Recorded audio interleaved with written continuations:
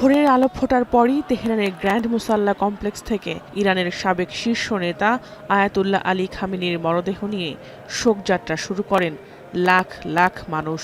গন্তব্য দেশটির অন্যতম পবিত্র শহর কোম।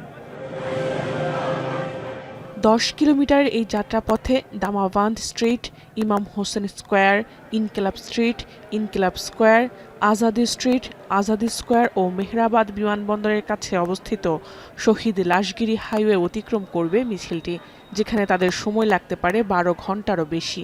শহরটির জামকারান মসজিদে আরও একবার জানাজার কথা রয়েছে আয়াতুল্লাহ খামেনির। প্রিয় নেতার শোকবহরে অংশ নিতে ব্যানার, প্লেকার্ড ও পতাকা হাতে প্রস্তুত নারী, পুরুষ, শিশু। বিশ্বের বিভিন্ন দেশ থেকে যোগ দিয়েছেন প্রতিনিধিরা। ধারণা করা হচ্ছে এরই মধ্যে 1 কোটির বেশি মানুষের জমায়েত হয়েছে আয়াতুল্লাহ আলী খামেনির শেষ বিদায়ে। এর আগে রোববার তেহরানে প্রথম জানাজা অনুষ্ঠিত হয় আয়াতুল্লাহ আলী খামেনির। নিরাপত্তার কারণে বর্তমান শীর্ষ নেতা মুস্তফা খামেনি জানাজায় অংশ নিতে না পারলেও তার 3 ছেলে মুস্তফা হোসাইনি খামেনি, মাসুদ হোসাইনি খামেনি ও মেহসাম হোসাইনি খামেনি উপস্থিত ছিলেন সেখানে। বাবার কফিন বহন করতে দেখা যায় তাদের। কোম শহর থেকে খামেনির মরদেহ নেওয়া হবে ইরাকের নাজাফ ও কারবালা শহরে।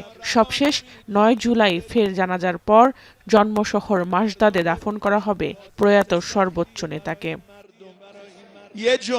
চরম অর্থনৈতিক সংকটের মধ্যেও খামেনির বিদায় অনুষ্ঠানে ব্যয় করা হচ্ছে প্রায় $4 কোটি। শুধুমাত্র তেহরানে খরচ হয়েছে $1,70,00,000। এছাড়া কোম, মাসদাদ, নাজাফ ও কারবালা শহরের জন্য $50 লাখ করে বাজেট বরাদ্দ রাখা হয়েছে। জাহানারা ভুঁইয়া, এখন বিশ্ব।